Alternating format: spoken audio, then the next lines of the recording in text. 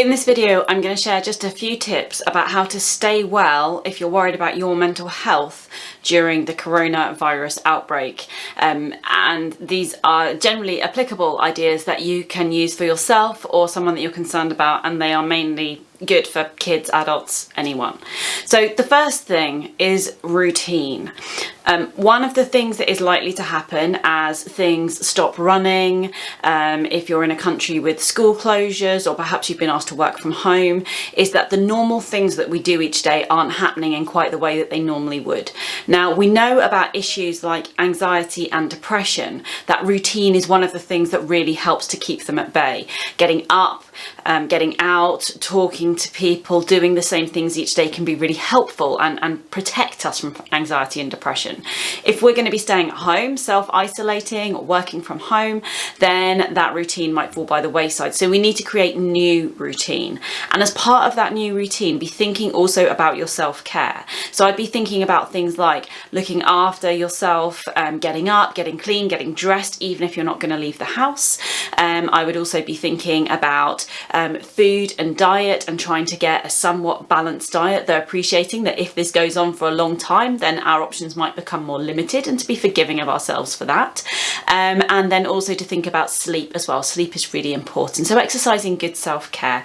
The other thing I'd just include within that kind of routine and self-care thing is if you are somebody who takes medication, think early that you're able to make sure that your stock of that medication won't be interrupted. So plan ahead for that one. The next thing that I would think that you need to really think carefully about to keep yourselves well, particularly if we end up going more into self-isolation and doing more social distancing, is considering how to stay connected with people. We're really lucky that we live in a world where we can be hyper connected, even at a time where we might all be confined to home.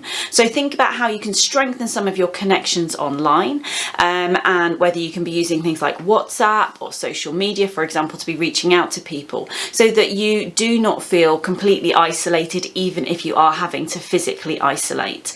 You might be someone who doesn't usually use social media so much or the online technologies. This might be a really great time to learn.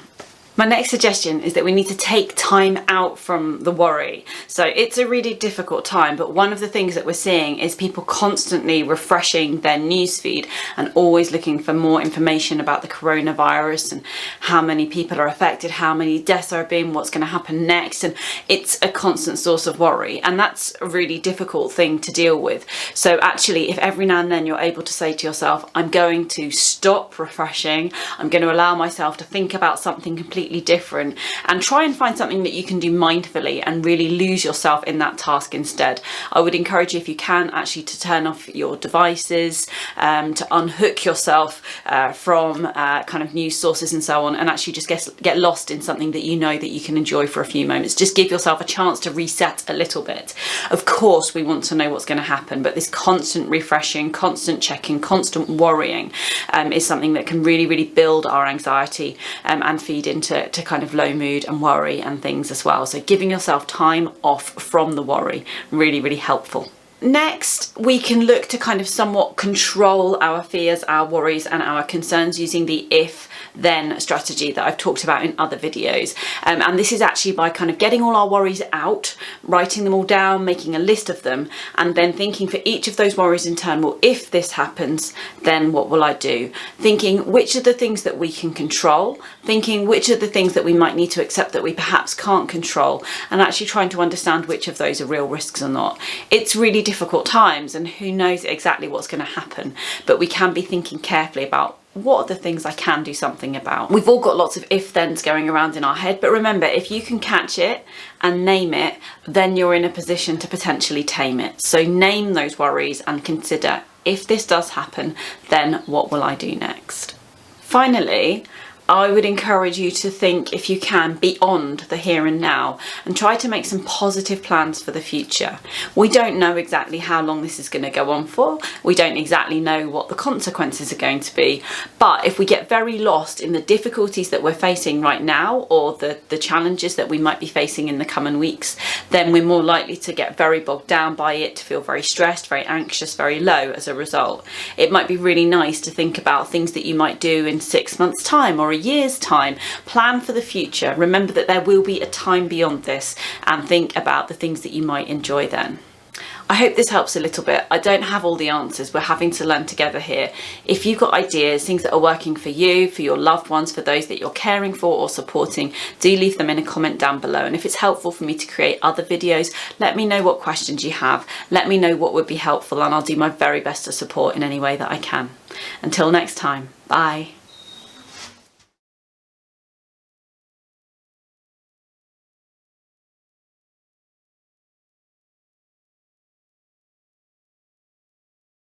Today, we're going to talk about the coronavirus, how you can keep yourself healthy, your family healthy, and how we can end this together. So let's talk about that.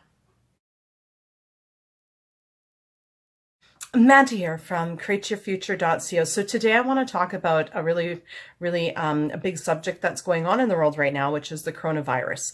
And I just want to touch on some subjects of how you can keep yourself healthy and safe, as well as your family, and what we can do together to actually stop this virus from getting out of control, and what we can do to restore everybody in the world being healthy and safe, and, you know, being able to go about their normal lives and enjoying themselves. Okay.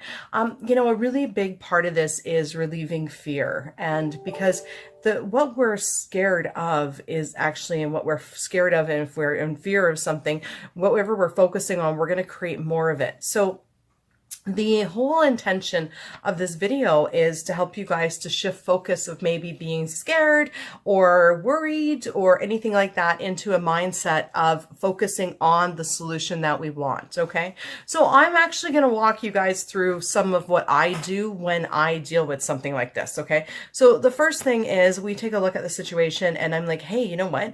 I'm like, this sucks. I'm like, there's a virus out there. I honestly just went to the grocery store and there was like barely any food in them. So that's the problem for me, is that, you know what, people are getting sick at, you know, alarming rate, as far as the news is saying. You know, people are stocking up, people are being quarantined. You know, it looks like there's no abundance. There's the fear of missing out going on. You know, it's kind of crazy in some areas, right? So what do I want? Okay, so I definitely don't want to focus on that I've acknowledged that it's happening. Okay, so what I actually do want is, I intend for this virus to be stopped and eradicated, and for everybody to be healthy and everybody to make it through this.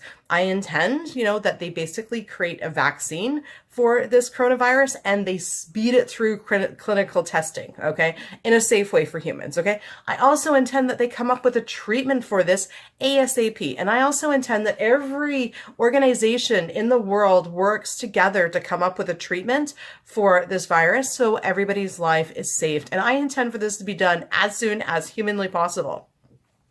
I also intend that abundance is restored to the grocery stores, and I intend that everybody feels safe and comfortable. And I also intend that everybody see that being quarantined is actually not a bad thing. It's a good thing, you know, because if everybody stays home when they don't feel good, or they limit their exposure to people, then we actually stop the virus from spreading. Okay. So those are some of the intentions and what I'm focusing on to create. Okay. Now, one of the things is we may be scared for our friends and family, especially elderly people or people that may have compromised immune systems. Okay. So, and we may be worried about ourselves getting sick. So, you know, the first thing I want to say to address that is we're creators and we're powerful. Our subconscious minds can heal us. So one thing that I would like to point out is I highly recommend this book, The Power of the Subconscious Mind by Joseph Murphy. Okay. And this book, it talks about how we can heal ourselves with our mind. I have healed myself with my mind many, many times, as you have. I'm sure I know a lot of you guys out there have been around somebody that's sneezing and coughing and has a cold, and you think, oh, I'm going to catch it. But then you're like, no, I'm not going to catch it. I'm not going to catch it. I'm going to be healthy. I'm going to be healthy. And then you dodge a bullet and you completely be healthy. Or I even know a lot of you guys have done this as well, where you've caught something, and you keep saying, it's just 24 hours, it's going to pass, it's going to pass. And then all of a sudden the next day you wake up and you're fine. I know each and every one of you guys have actually cured yourself with your mind at some point. How do I know? Because the doctor only dresses the wound, your mind actually heals it. Okay. And again, you guys, really good read this book. I'm not going to get into entirely how it works, but you want to be, this book is amazing. So read this if you want to know how that works. So each and every one of you guys can heal yourselves with your mind. Okay. So I've been saying things like I'm immune to the virus, and, basically, I've already got antibodies for the virus in my body, and my immune system is strong. It fights off anything that comes near me. And every day I've been waking up and saying, I feel great. I feel even better than I did the day before, etc., etc. Okay. Now, your friends and family, how do you make sure that they're safe? Okay. Well, your thoughts create, and everybody is you pushed out. This is your reality. Okay. So what you would want to do for your friends and family is intend that they are safe, that they are healthy, that they, they stay in perfect health throughout this whole entire thing. Okay. And that this whole entire, thing, this pandemic goes away, and everything goes back to normal, and the virus is eradicated, if not, under control. Okay. So those are some of the things that, that we want to focus on when it comes to, like basically mentally battling this virus, right? Because this is your reality, and everyone is you pushed out. So, to actually get through this and to unmanifest this, okay, or uncreate it. It's not about uncreating it. It's about focusing on what you want, and then automatically this is going to go away. So if we start focusing on, the medical system is advanced enough that, medical research is advanced enough that they are able to, kill viruses and to stop viruses from spreading. And in fact, I intend that they have new technology and they are able to do that. Okay. So we want to focus on all viruses, never being a threat to human health, and that, our medical system is, good enough, or medical, research is good enough to actually eradicate it.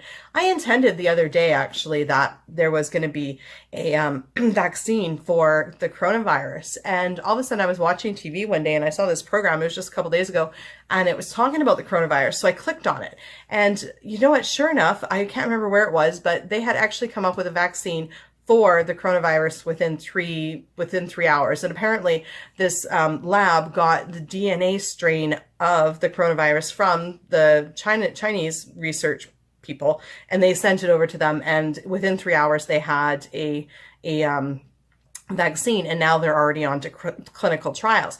And then, of course, the funny thing was, is Andrew says to me, he's like, wow, he's like, because he was watching the show with me, he goes, clinical trials. He's like, do you know how long those take? Those could take years. And I was like, we don't have years. I was like, I intend for them to get through the clinical trials quickly and safely, and to put that vaccine into effect, and at the same time create a treatment to stop this, right? So yeah, I mean, basically, right now, guys, you know what, no matter what's going on, whether it's quarantine, restaurants closing, bars closing, having to stay in your house, look at it all as a bridge of events, and make the assumption that this is going to be what helps us to get past this virus and stop this virus from actually spreading. And this is what we need to, get through this. Now, I mean, in all honesty, this isn't the first time that, there's been a virus pandemic in the world, right? So some people have asked me, how is this created? How have I created this? Well, the way that this is created is in a very general way. Okay. We have an agreement reality, a very general belief that viruses exist. And if you take a look through history, there's been things like Spanish flu, H1N1, SARS, the whole works, where they've spread between people before. So how did this get created? Well, somehow it came up, and boom, here it is. Now, I mean, what specific thought was it? I don't know. But generally, we have a belief about viruses. Generally, we know they exist. So that's how they get created. So at this point, right, if you believe that in your reality, you can say, look, I intend that viruses are completely eradicated. I don't care how it happens. It's just going to happen. Great, then definitely make that intention. Actually, I believe that. I'm making that intention but my intention is that medical science is going to basically be able to kill every virus known to man out there, and it's never going to affect us again. Like, that is totally my intention. Okay. But so what I'm saying is that's how it was created generally, but let's not focus on how it was created. It's already been there. Let's start focusing on what we're going to do to actually get past this and prevent it from going forward and going forward and going forward. Okay, so you know what, guys, I intend that this helps you guys to, really alleviate the fear with those mental diets, guys. Let's focus on the solution. And the solution is, medical science coming up with a treatment, basically slowing the spread of this and stopping the virus and coming up with a vaccine. And not only that, the medical research having a huge breakthrough where they're able to actually kill and eradicate all viruses, no matter when they crop up in our lives, right? And start intending that you're safe, your friends and family are safe. And, if you're creating enough thoughts to create a feeling of fear and anxiety in you over this, then you really need to get on top of your thoughts, because what you focus on is what you're creating. And if you have enough thoughts to manifest feelings of anxiety and fear, they've got to be shifted into focusing on thoughts that make you feel good. It makes me feel really good to intend work here and to intend that everybody is going to be okay and this is going to be stopped. At first I looked at these quarantines as something scary. I was like, oh no. But actually now I've looked at it and I'm like, you know what? It's actually kind of good that they're quarantining people, because that way we're not spreading it with each other. And you know what? This means that this is what it's going to take to actually get past this. And it's going to be over soon and everyone's going to be okay. So let's keep focusing on, creating that everything that we're doing now is assuming that it's going to be for the good of, our health and to get this over with quickly. So I intend that everything restores back to normal, ASAP, right? Like it can happen and it can happen now and it is going to happen. And, let's all focus on that together, focus on a treatment and a vaccine and, the breakthroughs in the medical community, the medical research, that we need to make this happen and that it is going to happen as soon as possible. And it's going to be over soon. Anyways, thank you guys for liking, commenting, sharing, and subscribing. You guys are all amazing, and I'll see you in the next video. Bye-bye.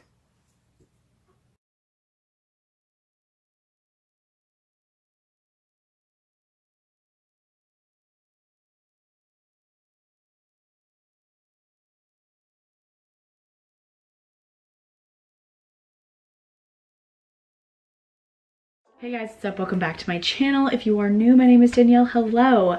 I'm going to be filming a video today that I think we all need. I'm really trying to use my platform to spread positivity and safety all at the same time. It's a weird time in the world right now. It is something that I don't think any of us could have predicted. It's very, very weird feeling. You constantly have this like pit in your stomach. I don't know, maybe it's just me.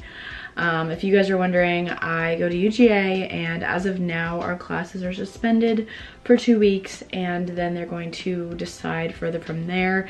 I feel like things are changing every day and it's like, oh, so exciting, we have an extended spring break, because I was on spring break and then I just get to stay home longer. But it's also this weird feeling of like, but I feel like I can't do things, or I feel like I shouldn't be having fun. It's a very, very weird time right now, and it's very important to practice social distancing. I've been really reading up on it. My parents have been educating me on it, and just to like be in places where you can stay 6 feet away from people and not giving people as many hugs, more of these instead of these, washing your hands for 20 seconds. You guys know the drill.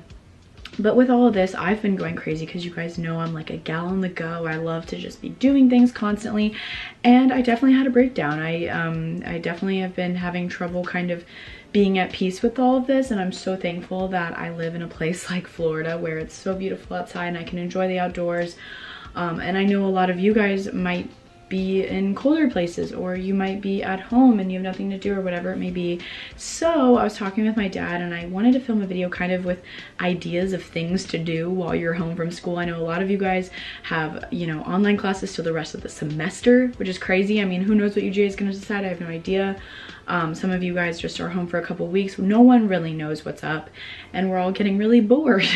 And I thought, I just came up with a list with my dad of some things that you can do that are are practicing social distancing but still like maybe really entertaining for you, and just things to do when you're at home bored because you're stuck at home from college or whatever it may be, or from high school. I know a lot of high schools have canceled as well. Definitely let me know in the comments below. It's like a weird time right now to make videos. I feel I'm not really sure what videos to film, so I'm just, the biggest thing I can do is spread positivity. That's just what I'm gonna try and do, and I hope you guys are okay with that. And obviously I know a lot of this is focused on people that are in college right now, that are home with their families. I understand that people still have jobs and they still have to go work. I'm just trying to help those people that are really bored and kind of losing hope, because there's times where I just get really anxious and really sad about it all, and then I'm really trying to find the positives. I understand this is a super situation, but we all deserve to still like enjoy our lives. So I've got a list. Let's get through them. Number 1, ride your bike. I have a bike and I love riding it around. Even just like riding it around your neighborhood, especially if you're alone. I mean, use Clorox wipes on your bike, obviously. But I mean, even if it's just going for a bike ride around your neighborhood, it's really, really good to get fresh air. I think a big tip in all this is being outside is so great for you right now, because obviously you're further away from people. You're not like in a tight packed room with a ton of people, and going for a bike ride, you're getting a workout in. It's enjoyable, it's something to do, and the wind's blowing in your face, and it's just good vibes all around. Number 2 is go for a hike. This was my dad's idea. I loved it, especially if you're going on a hike there's not a lot of people. You're in nature. Nature is so good for you. It's, you know, really revitalizing, and maybe we should allow this time to let us kind of become more one with nature. Go for a hike at sunset, but make sure to bring a flashlight, because on the way back it gets dark. Yeah, I don't really live in a place where I can go for a hike. Florida is very flat, but if you do live in a place, start exploring, you know, more nature trails. You're not like touching as many things, so it's kind of better for you. Next idea is, this definitely has to do with technology, but it's something I've been doing which I never thought I'd say I've been doing. Learn some TikTok dances and just have some fun, you know? Like, I love to dance, and TikTok has been kind of fun for me because there's all those fun dances like, wait, how does it go? Renegade, doom, wait, doom. I don't know, it's just kind of fun and something to do. I mean, I know it's like not amazing to just like be on technology more, but dancing is kind of a workout and it's really fun. Like, just go on TikTok, they have a ton of dancing tutorials. By the end of all this, you will know so many dances to do when you're at the club, you know, oons. But yeah, I think just like learning TikTok dances is something fun to do, because those take me literally hours to learn, especially some of the harder ones. Like, I really want to learn that one. It's like but that's so many movements and it takes so much time, but we have a lot of time on our hands right now, so yeah, I don't know, that's something to do. It's fun, it puts you in a good mood. I think it's really important. I saw this thing on Instagram, and I'll just read it to you guys really quickly, because I think with social distancing it can lead to isolation, which is kind of freaky. So there's things that you should keep in mind. And it says, conversations will not be canceled, relationships will not be canceled, love will not be canceled, songs will not be canceled, reading will not be canceled, self-care will not be canceled, and hope will not be canceled. May we lean into the good stuff that remains. And I just love that, because it's been freaking me out. It's so crazy. Like, there are still things that we can indulge in that are practicing to social distancing. Like, you can FaceTime a friend. There is no harm there. Listening to music, like I was saying with the TikTok, like making dances, like, music still exists. You still have your phone, you still can play music, you can still listen to the radio as of now. And music for me is so healing. And just like, I was just sitting out in the backyard with my dad listening to country music and looking outside, and like, I haven't done that in so long, just sat out back and listened to country music with my dad. Like, it's kind of, you know, allow this to be an excuse to just kind of relax. I'm just really trying to think of the positives, because your girl is going crazy. My next tip is something that probably a lot of you are already doing, but something I'm really excited about is watch movies. Oh my gosh, there are so many movies that throughout the years people are like, oh, you have to see this, you have to see. I have a list of movies that I need to watch, and I'm just not a big movie watcher. I like to just watch TV shows while I'm like doing other things. And so now's a great time to watch movies. Watch them with your family, you know, like watch a funny comedy and drink a little wine if you want. Like, I don't know, I think there's still a chance to have fun and like watch movies, and just, you don't have to feel guilty about sitting and watching Netflix. Like, it's honestly good to just be at home watching movies. My next tip is, if you have the capabilities, but make a bonfire. Bonfires are so fun. They're a great relaxing thing, again, just to do in your backyard. This is all just to avoid kind of like going out in public as much. Just like putting, you know, getting some logs. Maybe you have a friend that was an Eagle Scout. Ryan's an Eagle Scout, so I'm always like, Ryan, build a fire. Just like having a bonfire, making some s'mores. That's something I think that people don't always think to do all the time anymore. Just like a good old campfire is good vibes. If you live somewhere that's warm, work on your tan in your backyard. I was telling my friends, I was like, I'm going to be so tan after all this because all I've been doing is like laying outside and just like being in the sun and being by the pool. And I'm obviously very thankful that I do, you know, live in Florida once again, and I have, you know, but a lot of places are kind of starting to warm up right now. I have friends that just have been like tanning in their front yard, whatever it is, just lay out a towel and lay there, listen to some music, podcasts, listen to Gals on the Go. We're still recording the podcast, and just work on that tan, you know. Next up, fitness. Obviously you guys know I'm a spin instructor and I love going to spin. I'm definitely minimizing the amount of times I'm going to the gym or spin studios right now. I know like a lot of spin studios are doing where you don't, like not all the bikes are able to be signed up for. They're just doing like every other bike. I know Pure Velo, they're getting rid of weights, so we're just using our towels, different things like that. Obviously I'm not in Athens right now, so I am not even able to go to Pure Velo. It's definitely better to not be going out to like public places right now, but also do know that these spin studios, in particular Pure Velo, is taking lots of initiative to make sure that everything is really clean, because obviously their customers are so important to them. So I feel safe and fine, but if you don't feel comfortable going to workout classes right now, I totally get it. Just do like a good old workout out back. There's so many apps like OpenFit and like a ton of random things that give you workout ideas. If you have a Peloton, now's a great time to take advantage of that. Just go out back, do some jumping jacks, cartwheels, just like play around, have some fun. Like allow this time to like focus on your fitness. Maybe you've always wanted to work on become a runner. I don't think I'll ever become a runner. I hate going for runs, but if that's something you've been wanting to pick up, do that. Just like go for a run in your neighborhood in the morning. But I think like going for runs and doing things outside and just kind of focusing on fitness, like do some core workouts, like you have the time. I kind of mentioned this before, but FaceTime friends. There is no reason we shouldn't be talking to our friends still. Like I know it's really hard. I feel so bad for people that are freshmen in college right now because they were just starting to, you know, make friends in college, and now it's all like we're all like away from each other. FaceTime, group FaceTimes. There's an app called House Party my friends and I used to use all the time. Well, I guess now group FaceTime exists, I think, and like Snapchat has something you can do. FaceTime people. It's still so important to have interactions with people. We shouldn't just be all isolating and just like in our bed and not talking to anyone. Like it's okay to FaceTime someone. That is so sanitary. It's so okay. And I've been calling people way more than I ever have. Like my phone, I'm usually more of a texter, but I've just been calling people. I've been wanting to have communication, I've been wanting to talk to people more, and that is something that can always boost your mood. And it's just like kind of nice to know that we're all kind of in this together. We're all at our respective homes right now. And yeah, we should just be thankful that we have a home to be at right now during this time. And lastly, this is something I'm gonna be doing, but I want to start reading again. There are so many books that I never finished or that I wanted to start, and I literally just didn't have time because I was reading for school. Obviously at UGA right now, we don't even have online classes for 2 weeks.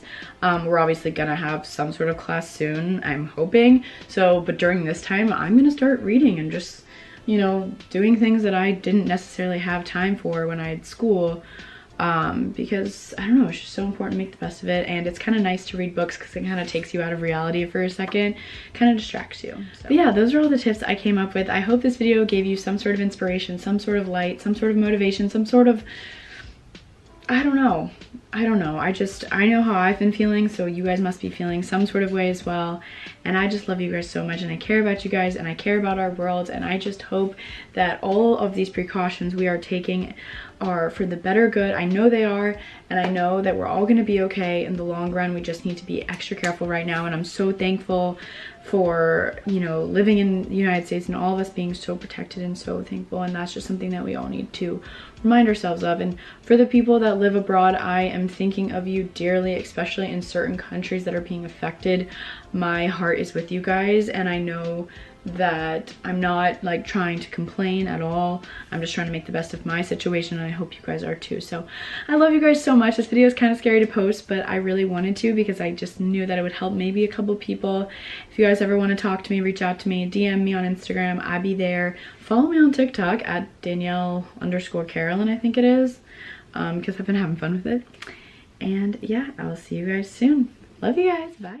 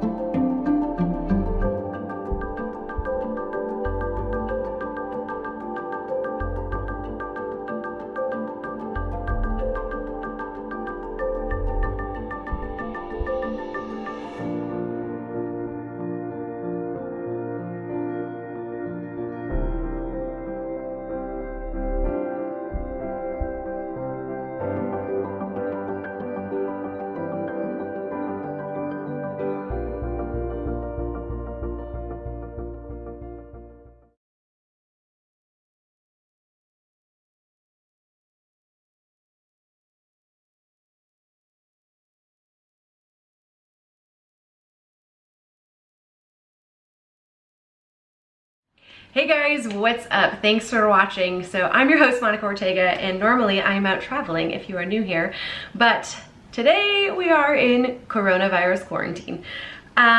Weird times for sure. I know I said I wanted to do more behind the scenes videos this year, but I didn't think I would only be doing behind the scenes videos. But what can you do? So I hope everyone's okay. I hope y'all are staying healthy and safe. But I wanted to hop on and just talk about, something that I've noticed is personally affecting me and I haven't seen a lot of people talk about, and that is what it's like to quarantine solo or quarantine single. I feel like in all of the news, they just keep saying like, it's not that bad, just stay on the couch with your family and play board games and get to know your spouse. And it's like, what about those of us that are finding ourselves now stuck inside with no social life, no social interaction, no dating options? It can be a bit hard, and I am very worried about people's mental health state and anxiety and depression and all of that isolation can bring. So yesterday I actually wrote a blog about some things to do, and I just kind of wanted to hop on here and talk about some of the things that I'm doing that are helping me and that hopefully can help you guys as well. Sorry, I touched my face. I'm so sorry. It's just me though. I'll wash my hands, I promise. But yeah, so some of the things that I'm doing to kind of stay sane in this weird time, definitely doing puzzles and reading books. Those are kind of the #1 thing I've been doing. But also, using FaceTime and calling up friends and family. My best friend and I are doing like a GIF war where we're just sending dumb things to make each other laugh. Just finding other ways to have that connection still, even though we're isolated. And also doing meetings. I know a lot of people are working from home now, and I just actually got off a meeting with JJ & Co, and it was so nice to have that like human interaction with Zoom or FaceTime or any of those.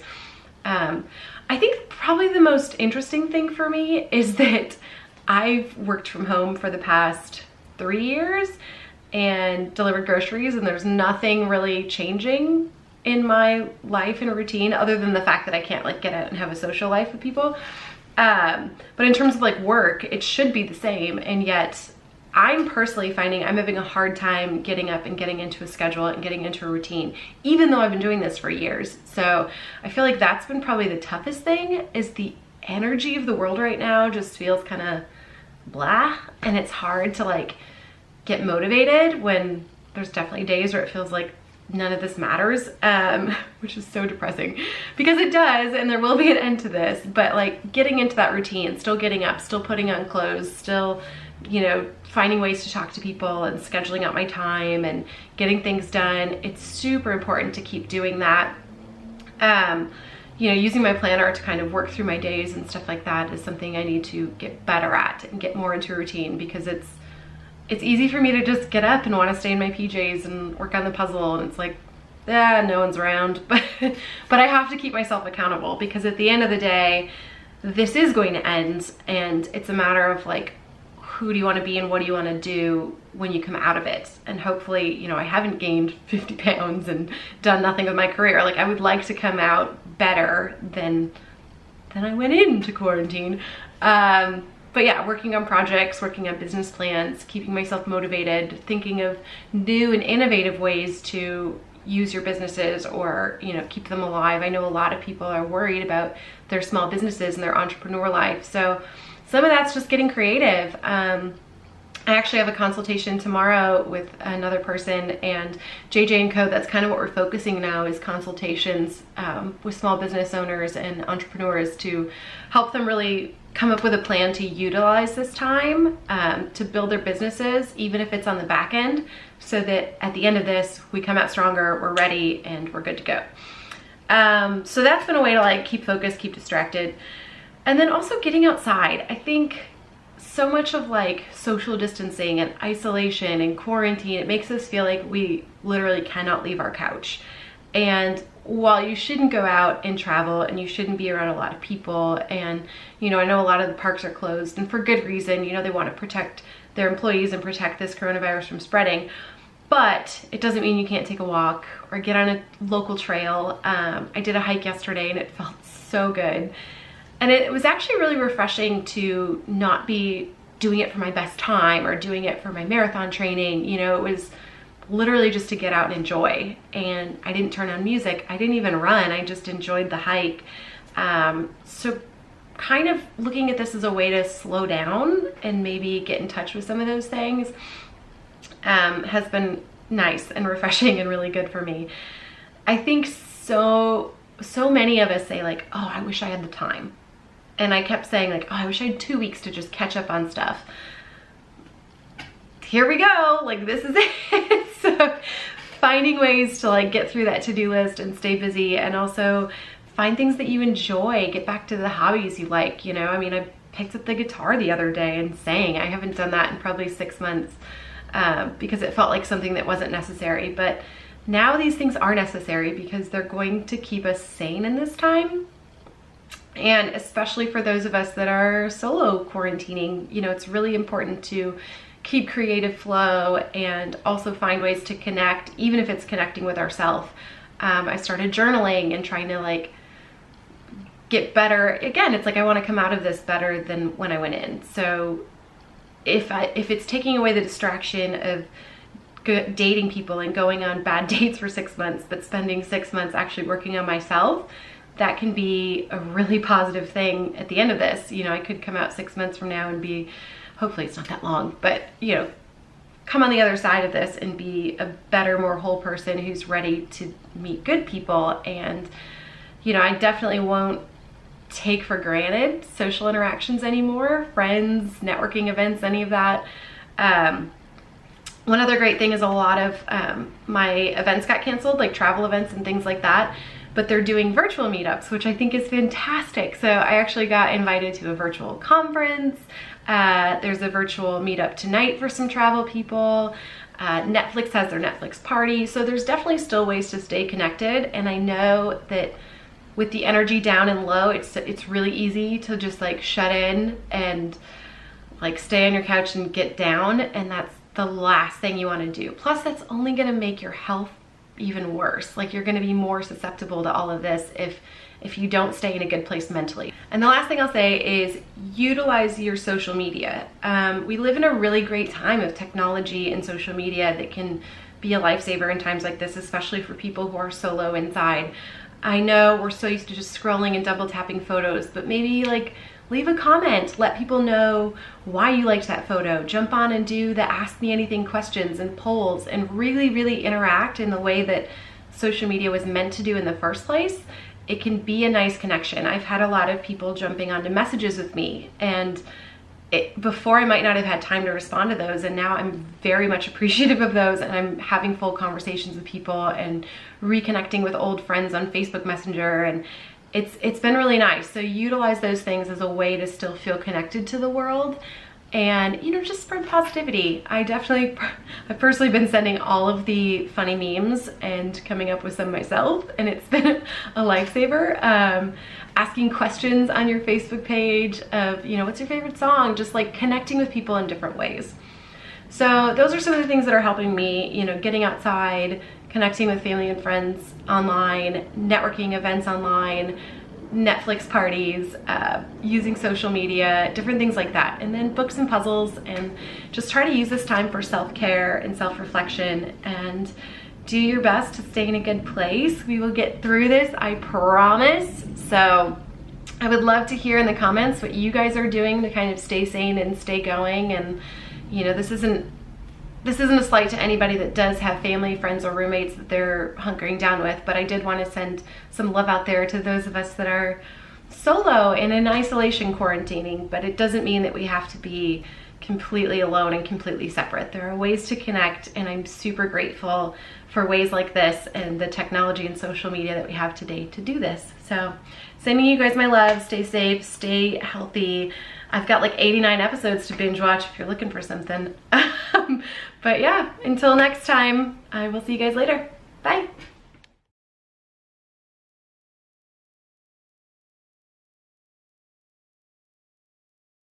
What is up, everybody? This is Chris from The Rewired Soul, where we talk about the problem, but focus on the solution. And today we're going to be talking about some of the anxiety surrounding the coronavirus outbreak. So I'm somebody who has been diagnosed with a generalized anxiety disorder.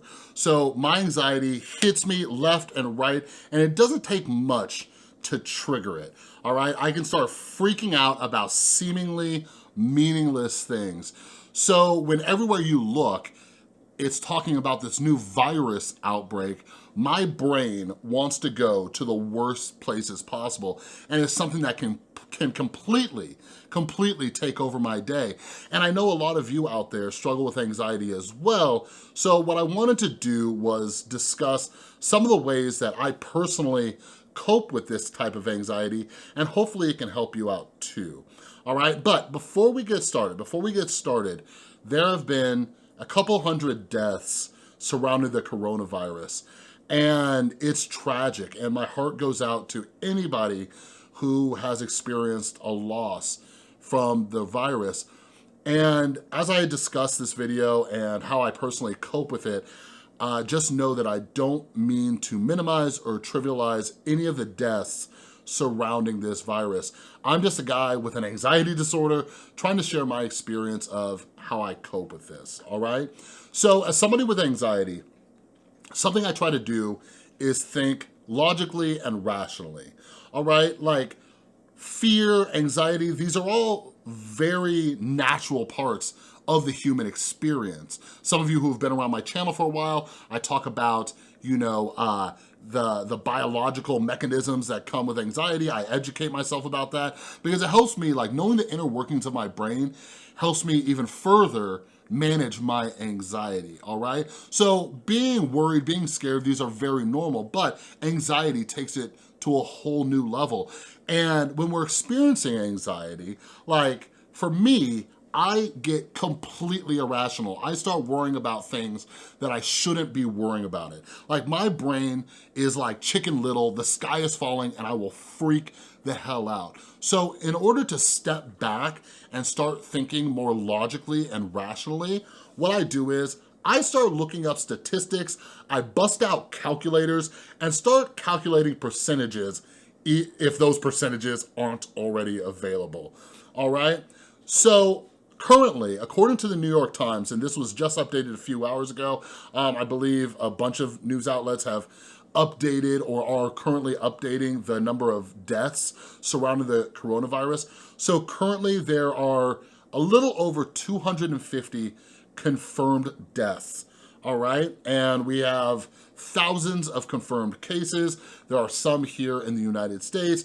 Other ones are, you know, spreading to different parts of the world, all right? But again, something I try to do is look at the actual numbers, all right? So what I've done is I've checked out the percentages around this. So most of these deaths are in China, all right? So first, let's look at where this virus originated, and that's in Wuhan, China, all right? So the most recent population number that they've shown is Wuhan has a population of over 11 million people, all right? So I wasn't able to find exactly all of the locations where these deaths have been confirmed, but let's just say to narrow it down to best case scenario. 11 million population, 250 people have died from this. So that is 0.002% of the population has died from this. And when looking at that number like that, that is less than 1% of people in one area of China. And that helps me think about the bigger picture, like how many people are dying from different things? You know what I mean? Automobile accidents, cancer, heart disease, other forms of illness that we deal with every day. So looking at the coronavirus, 0.002% of this population. But this virus is spreading, all right? More and more people in China are being affected by it. So let's look at the entire population of China, which clocks in at over 3 billion people. So let's say all 250 deaths are in China. That percentage is 0.00008%, all right? And these are the things that just help me, like looking at it, like I can look at this when my anxiety is kicking in. I'm like, oh wow, that's not even a full percentage. That is a fraction of a percentage. Like how much do I really need to worry about this right now? Like, is my anxiety justified? That's something I ask myself all the time. Like when I'm experiencing anxiety, I ask myself, is my anxiety justified? So let's compare the coronavirus to the regular everyday flu. So according to the CDC report, all right, we've seen an increase of 65% when it comes to flu deaths, all right? Currently in 2020, and we're only a month into this year, there are 4,800 confirmed deaths from the flu. All right, that's pretty crazy when you think about it, you know? And luckily, like one thing that's different between the flu and the coronavirus is that we actually have vaccines for the flu, right? And something that they're working on is a vaccine for the coronavirus. But again, it helps me to compare these numbers. So I also do this with my anxiety around flying. So in 2019, worldwide, the entire planet, okay, 561 people died in plane crashes, right? So every time we're getting on a plane, we're like, oh my God, what if I die? What if I die? What if I die? Well, that's a worldwide number, 561. Well, last year in the United States alone, so that's not even a worldwide number, there were over 37,000 deaths from car accidents, right? So driving is something that I do every single day. I maybe fly on a good year, 3 or 4 times a year. Driving something I do every single day. So if I'm going to have anxiety about something, it should be driving. And driving anxiety is a whole different video, all right? My main tip for that is do not drive next to gigantic trucks. Helps me out a lot. So the second primary thing that I do to manage my anxiety around the news of the coronavirus is I absolutely refuse to let the media scare me. Absolutely refuse, all right? Whenever there's any type of virus outbreak, it is like Viagra for journalists and media outlets, right? Like, as long as I've been alive, I'm 34 years old, and from SARS to H1N1 to, you know, bird flu and what was it in the 90s, mad cow disease and all that. Like whenever a virus breaks out, they start salivating. They cannot wait to report these things, and I do not let them scare me, okay? In recent years, since the explosion of social media, we have to understand that now that print media is slowly dying out, it's all about clicks. That's how these media outlets make their money now, is by getting clicks. So they have to sensationalize these headlines in order to get us clicked. Like, I feel bad for the journalists because I'm sure there are a lot of very ethical journalists out there like, oh my God, I hate having to write such a ridiculous title around this article, you know what I mean? But one of the most powerful emotions out there is fear. You know what I mean? So that's one of the reasons that they do this. So again, like, I don't let the media scare me. Like, according to the World Health Organization, over 800,000 people each year are dying from suicide. Like, I think the way they averaged it was like every 4 seconds, someone's taking their own life. So these are much bigger problems. And when it comes to things like mental health problems and addiction problems, like these things are causing more deaths than any outbreak we've ever seen since like polio, you know what I mean? So I would much rather that, you know, news outlets and media organizations, I'd much rather them focus on these things that have been taking thousands upon thousands upon thousands of lives every single year, and no trend shows them like even coming close to slowing down. If anything, a lot of these issues are becoming worse. So I'd rather them focus on these huge issues that are constantly plaguing us and families are getting destroyed because of these deaths, rather than getting this media boner every time a new strand of an illness comes out. You know what I mean? But anyways, last thing I wanna do, if you haven't checked it out yet, which you probably have because it has over 4 million views, go check out the video that Dr. Mike put out. I absolutely love that guy because he brings common sense and rationality to all these health issues. And he talked a lot about mental health, so I respect that dude a ton. All right, I'm gonna link his video down in the description below. But if you have any tips for how you manage your anxiety around news like the coronavirus, like, do me a favor and leave some comments down below, because these are just some ways that I manage it, and maybe you have some better tips than I do.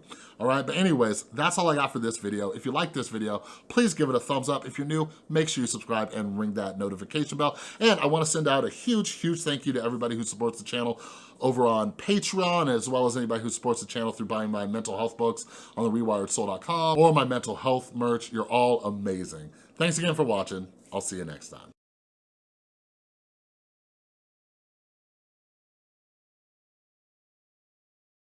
And certainly ensuring that we are practicing social distancing. Now, this has been part of the mitigation strategy that we've been hearing now is so essential right now. There's a difference between social distancing and quarantine, and social distancing means you try and keep yourself away from people as much as possible, 6 to 10 feet if you have to be in public, but let's try stay away from bars and closed restaurants. I know some people have to eat, and when you're gonna eat, but let's try. And finally, stay home, especially if you're sick, but also if you are not. That last one is part of what's called social distancing. As many of you know, social distancing is the new word that is spreading around the world because we are trying to slow down the spread of this thing. But what not enough of us are talking about is how this is going to affect our mental health. So that's what we're going to be discussing in this video. But make sure that you stay tuned until the end, because we're mainly going to be talking about the solutions.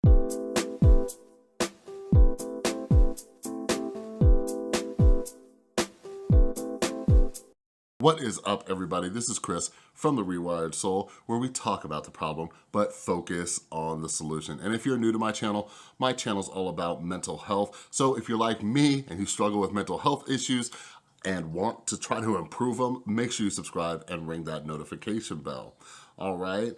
So yeah, we need to talk about social distancing. It's something that we all need to do. It's something that I'm glad that a lot of people with a big voice, a big reach, a big following, they are promoting to other people. For me personally, they just shut down like a ton of places here in Las Vegas, where I'm from. A lot of the casinos and restaurants and bars, they're shutting down until this thing slows down. My son and every other kid in Nevada, they just closed down the schools until April 6th, I believe. And I'm very fortunate because I work at a place where it's not a big deal if I work from home, all right? But anyways, this is to promote more social distancing, to try to keep us away from each other and slow this thing down, okay? But this is going to take a toll on our mental health, and I'm gonna explain why that happens and some of the psychology behind it. But anyways, I have a whole playlist on maintaining your mental health during this time, but if you want accurate updates, if you want somebody who's speaking common sense and is a doctor, make sure that you're checking out the videos from Dr. Mike. I will link his most recent video as of this point down below. He's doing regular updates and saying the date. Anyways, go check it out because I love what he says. He talks about being aware, not anxious. But let me tell you my favorite thing about Dr. Mike, okay? He is not afraid to sass a fool, okay? So here's a tweet that he actually retweeted just yesterday, I think it was. So who is this? Anna Carrera, and she is a CNN anchor, and she puts #urgent. Over 3,000 of the people in the US, there's 61 deaths. There are at least 3,010 cases in the United States across 49 states and DC, according to the state and local agencies, governments, and the CDC. So Dr. Mike, being the amazing dude he is, he retweets and says, any particular reason why this is labeled #urgent?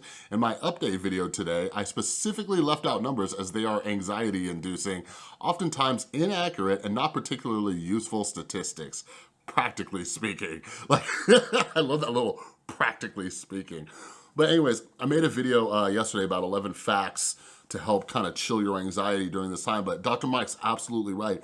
Like, the media, like, they need the views, they need the clicks, they need, the traffic, especially since, like, views on television are dropping. Not a lot of people are buying newspapers or magazines anymore, so they're trying to drive traffic to their websites, and a lot of their anchors are on Twitter. But we need to realize that because they're constantly inundating us with these numbers. I was just talking to my beautiful girlfriend Tristan yesterday, like, what if this thing never happened? And every single day, starting January 1st until December 31st, every day, they're like, hey, the death toll has gone up, the death toll has gone up, the death toll has gone up, just for everything that happened, right? We would constantly be in this state of panic. So don't treat this thing any different, okay? So like Dr. Mike says, stay aware, not anxious. All right, but anyways, I got the idea to do this video after I was reading this Vox article about social distancing causing a loneliness epidemic. So I'll read you a part of it. I will link it down below. But it says, Boyd was a major contributor to a major National Academies of Science report on the health consequences of social isolation and loneliness in older adults. The researchers found that even before, about a quarter of older adults fit the definition for socially isolated, which measures routine social contact, and 43% said they felt lonely. You can be socially isolated without reporting feelings of loneliness, and you can be lonely without being socially isolated, but both conditions seem to inflict harm on physical and mental health. Quote, social isolation has been associated with a significantly increased risk of premature mortality from all causes, the report found, including a 50% increased risk of developing dementia, a 29% increased risk of incident coronary heart disease, a 25% increased risk for cancer mortality, a 59% increase of functional decline, and a 32% increase of risk of stroke. Okay, so although they are talking about people who are older, this is something that can actually affect all of us. So one of the reasons why there is a debate on confinement, why is that word slipping my mind? Solitary confinement, that's what it is. There's a debate around that because social isolation can be deemed cruel and unusual punishment, okay? When we are isolating, we can go crazy. So let's talk a little bit about the evolutionary psychology behind that, all right? Why does social isolation make us depressed and make us anxious, okay? So an amazing book that I've referenced recently is Good Reasons for Bad Feelings. This book explains depression, anxiety, bipolar disorder, addiction, ADHD, schizophrenia from an evolutionary standpoint. Like, I love evolutionary psychologists because they try to understand why did the gene pool even keep these certain traits and everything. So depression and anxiety, the reason why these happen when we're socially isolated is think back to the days when we were like hunters and gatherers and living in these small groups, right? Your body needed to send off these warning signals when you were by yourself to say, yo, you need to get back to the group. Because you think about it, back in those days, when there was, pretty much no medicine aside from like, your local shaman and things like that. Like if you went off by yourself, you can get like attacked by like a lion, right? What if you got injured? What if you got sick? So the way that we evolved is that when you are distanced from other people, symptoms of depression, symptoms of anxiety, those are natural because your body's saying you need to get back towards the group, okay? And you've probably heard this all the time, and I'm not an anti-social media guy. Like, I love technology, I love social media, and in fact, when we talk about the solutions, I'm gonna point out why I love them so much. But you hear all the time about how social media has made us more isolated than ever before, and now we're being forced into this isolation. But one of the reasons people talk about that is because we are wired for human connection, okay? So let's talk about some of the solutions when it comes to mental health. First, we're gonna talk about support and reaching out to each other, okay? So again, it is 2020, and that's why I love technology. Like if this happened, 20, 30 years ago, like none of us had cell phones. We didn't have social media. The internet was barely popping off in the 1990s. We couldn't connect with one another. So I'm grateful that it is happening during a time where we can stay connected. And we have these beautiful things right here, all right? Although it is not that same face-to-face, although your mirroring neurons are not activating, we have FaceTime. right? Or video chat apps, whatever you choose to use. You can use those, you could text, you can call, whatever it is. A lot of it, when it comes to our depression and anxiety, we need to feel like we're not alone. We need to feel connected with other people. So no matter what it is, like I think a good habit to develop during this difficult time is to reach out to at least 3 to 5 people a day. 3 to 5 people a day and just say, hey, how are you doing? How are you doing? Like, I have been reaching out to people. I've been talking to my parents more than I usually do, right? I've been talking to some of my friends. Like, you know, we're getting older, we all have families and everything like that, but we have a few different group chats where we're talking and, you know, keeping in touch and all that. So don't let this force you to disconnect from people, even if you're not doing it face to face. Like, talk to people, talk if you're feeling some type of way. The next thing I want to talk about is support groups. So during this time, like something that's been on my mind a lot since I'm a recovering drug addict and alcoholic, I'm like, okay, well, what about all the 12-step meetings? You know what I mean? But there's all these other support groups. Like there are, you know, trauma survivor support groups and other mental health support groups, you know? So what are these people doing? Because a lot of people are afraid to, you know, go out and, you know, we're practicing social distancing and all that. So for anybody out there struggling with addiction, or if you know somebody struggling with addiction, check out this website, intherooms.com. When I first moved back to Las Vegas and I didn't have a car or any transportation, I found this website and they do online 12-step meetings. They do AA, they do NA, they do Al-Anon, all right? They also do other 12-step programs like Gamblers Anonymous, Overeaters Anonymous, all those things. And you do it online. They do video chat. You don't even have to have a camera. You just sit in there and just do voice chat. And you don't, like a regular meeting, you don't even have to say anything, all right? But for everybody else out there who needs support, like this is what I encourage everybody to do. And I've been doing this for years because so many people feel like nobody understands what they're going through. There are so many support groups out there. Go on Facebook, just type in what kind of support group that you're looking for. I guarantee you will find it. Go to Reddit, you will find them there. Go to Instagram, go to Twitter, take advantage of hashtags. You will find people who are dealing with what you are dealing with and start having conversations. One of the most difficult parts of having mental health issues is feeling alone and like nobody understands, okay? But the thing is, we are not unique to our feelings, right? Although some of our situations might differ from one person to the next, the feelings of depression, the feelings of anxiety, the aftermath of trauma, all these things are feelings that other people are experiencing, and we need to stay connected to them. That's why 12-step programs save lives like the way it saved mine, okay? The last thing that I wanna talk about is I know a lot of people, you know, they prefer face-to-face therapy and everything like that, but I personally do online therapy. I use BetterHelp online therapy. I have a therapist where, you know, there's a messaging system in there. We schedule calls like once a week, once every other week, whatever, you know, whenever our schedules line up. But it's dope because like I work a ton, so it's easy for me to just dip out. Like at work, I'll usually do it on my lunch break. I'll go out to my car. I'll do you know, my weekly session with her. So if you are struggling right now, please, please, please give BetterHelp online therapy a try, because while we're practicing social distancing, like we need to take care of our mental health, and there are so many mental health professionals out there. BetterHelp uses licensed therapists, okay? So I am sure, I would assume that a lot of therapists right now, because of what's going on, are signing up to use the BetterHelp app, okay? Like I said, I personally use it.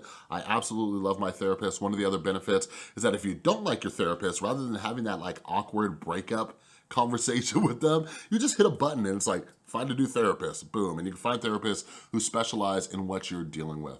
All right, so down in the description and down in the pinned comment of all my videos is an affiliate link. So basically what that means is that you get affordable online therapy and a little bit comes back to support the channel, which is very helpful since YouTube demonetizes any video on this subject, all right? So I highly, highly, highly encourage you to just give BetterHelp online therapy a try. Again, down in the description.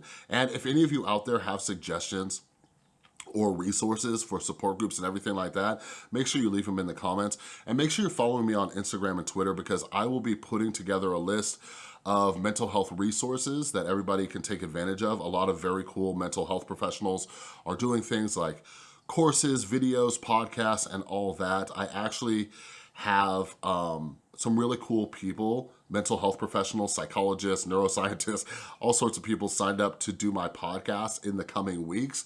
So make sure you're following me on Instagram at The Rewired Soul, as well as on Twitter at The Rewired Soul, and I'll keep you posted about all that stuff. All right, but anyways, make sure you're staying connected, okay? But that's all I got for this video. If you like this video, please give it a thumbs up. If you're new, make sure you subscribe and ring that notification bell. And a huge, huge thank you to everybody supporting the channel over on Patreon, as well as everybody who supports the channel by buying my mental health books at therewiredsoul.com. I am currently redoing the whole website, so go check it out. If you wanna go to the little shop tab, I just started a deal over on my books, so go check that out, all right? Thanks again for watching. I'll see you next time.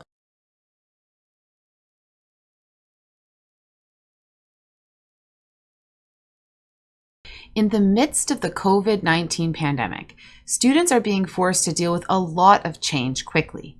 Social distancing is important, but it can take a toll on students' mental health. Change is stressful. During normal semesters, students are at risk for high anxiety and even suicide. Fear and uncertainty related to COVID-19 is adding to this stress. In this short video, I am going to share some tips for dealing with school in the midst of the rapid transition to online learning. Number 1, focus on what is most important. What is most important right now is likely not your schoolwork. Students are being asked to adjust their lives in many ways. Taking care of your mental health is really important. Schoolwork can wait. Under extreme stress, you are not going to learn anything anyway. The most productive thing to do is take care of your mind before returning to your studies. Quick tips for improving how to manage your stress include learning some mindfulness, getting enough sleep, doing some physical activity, and avoiding negativity. Right now, social media can be very negative or positive. If your feed is negative, distance yourself from social media and look for more positive areas to engage. It is important to avoid unnecessary stress, which brings me to number 2, identify realistic expectations. The expectations in your course are likely changing. Educators around the globe are adapting teaching and assessment strategies to promote social distancing. We should also be helping students focus on what is most important for course success instead of demanding that they do everything. If there are still too many things to do in the time you have, you need to tell your teacher and also do your own prioritization. Both in school and in your personal life, it is important to identify what you can realistically accomplish. Write down your to-do list. If there is too much on it, you may get so stressed that you do not accomplish any of it. Prioritize the items on your to-do list by thinking about how much impact completing the task will have and how much time it will take. A prioritization matrix can help you prioritize your time. There are a few different strategies for using a priority matrix, but I am going to suggest focusing on importance and time. First, rate the importance of a task on a scale from 1 to 10. The importance of a task will depend on a lot of factors, including the impact on your current situation and long-term learning. Please prioritize the impact of completing a task on you and your family's mental health over your grades. What is important now may change in a day or a week from now. Then, rate the amount of time the task will take on a scale from 1 to 10. With importance on the x-axis and time on the y-axis, plot the task. Once you have rated your tasks, divide the graph into 4 quadrants. If a task is highly important and takes a small amount of time, you should likely do those first. They are important for your life and do not take a lot of time. I like to start my day with a few quick wins. It feels good to be productive and achieve some of those quick wins early in your day because they give you the most return for your effort. An example of something that takes a small amount of time but has a large impact on your overall productivity is trying a new stress management technique. If a task is highly important but takes a longer amount of time, it becomes a project. You cannot take on too many projects at once. Select 1 to 3 projects to work on first and devote a set amount of time to it each day. If your project is focused on meeting a basic need like finding shelter, clothing, or food for your family, definitely focus on those over your schoolwork. As a project is completed, you can add another one to the list. If a task takes a lot of time and is not very important, it is a waste of your time. Take those items off your to-do list until they become more important. That essay you are working on for a class you are confident you're going to pass anyway may fall into this category with everything else that's going on. If it does, let your teacher know that you do not have time to work on it right now. If the task takes minimal time and is not very important, you may decide to delegate the task or postpone it until it becomes more important. Maybe there is content in your course you are taking that is important for your career, but not right now. It is reasonable to download or bookmark the materials your teacher recommends to review at a later time. Where a task falls on this priority matrix will change over time. Don't hesitate to be honest with yourself about how important school really is right now. Number 3, communicate with your teacher. Yes, it is a busy time for educators. However, now more than ever, communicating with your teacher is probably the most important part of making sure you have a clear path to success in your courses. Don't feel like telling us about your circumstances or difficulties is bothering us. We are trying to prioritize what is important in our course delivery just like you. We can probably help you decide what course-related items on your to-do list are most important. Hopefully, educators are getting some feedback from students as they adjust course expectations. Number 4, advocate for what you need. It is really important that you advocate for yourself. Many of us are trying to develop teaching materials that use the least technology possible in order to make sure it is accessible to everyone. However, it's possible that as teachers are developing asynchronous learning objects, they are using something that is not accessible for you or your peers for whatever reason. Whether it be related to a lack of technology, internet access, or the need for closed captioning, make sure that your teacher knows what it is you need in order to be successful in your learning. Their job is to curate information to help make learning easier for you. They may be unintentionally suggesting resources that you cannot make use of. Please tell your educators what your limitations are so they can be mindful of that when developing or recommending resources. Number 5, develop a routine. One of the best parts of learning online is that it is more flexible than in-person classes. However, that can also be a problem for students who are dealing with so many other things right now and have not developed the discipline needed for online learning. Once your personal life is normalized to the new realities of social distancing, try to set aside a specific block of time for the most important components of your coursework. What time of day can you focus most? For me, I get up before the rest of my family to work on my highest priority items. If you work on your learning in smaller chunks of time, it will improve your retention of the material.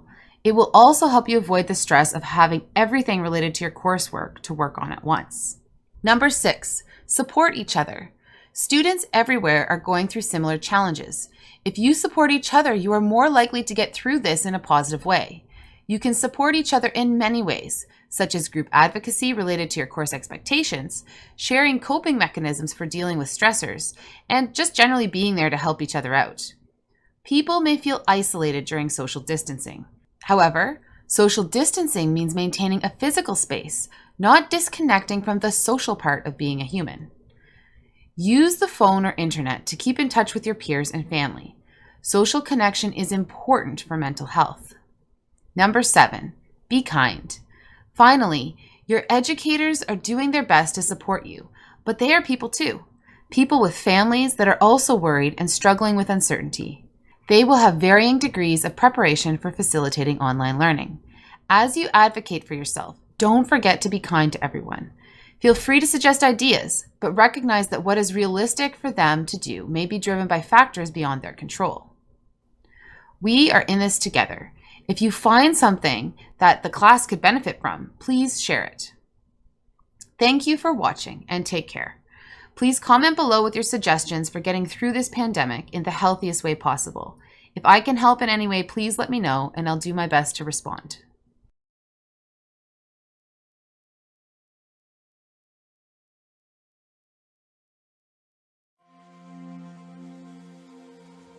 I'm Nick, and we are the Belfast Respiratory Team.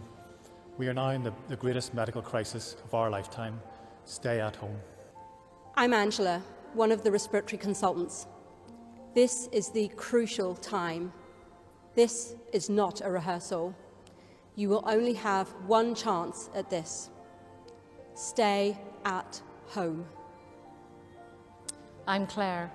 I'm a respiratory nurse. You can play your part to enable us to play ours. Please stay at home. I'm Julian, a respiratory consultant. We all have a choice. If you choose to stay at home, you will save lives. Please, stay at home. I'm Susie. I'm a respiratory consultant and I've been a doctor for 35 years. We are facing our greatest challenge and we're frightened. Help us. Please stay at home. I'm Siobhan. I'm a respiratory physiotherapist. I know where my kids are. Where are your kids? Keep them at home. Stay at home. I'm Roshing, a respiratory nurse. Doctors and nurses have died. We need to stay healthy so we can help you. You can help save our lives. Stay at home. I'm Anne-Marie, respiratory nurse consultant. Thousands of people could die here. Help us reduce that number. Play your part. Save a life. Stay at home. My name is Thelma. I am a respiratory consultant. You've heard my colleagues. This is a crisis. Please stay at home, we beg you.